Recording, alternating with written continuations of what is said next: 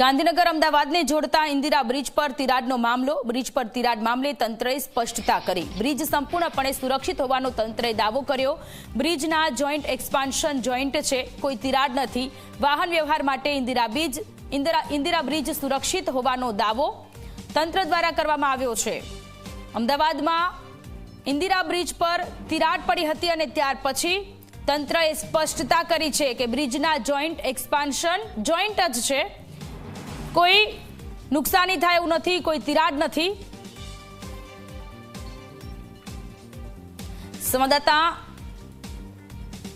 તો અમદાવાદમાં બ્રિજ પર તિરાડ મામલે તંત્રએ સ્પષ્ટતા કરી છે.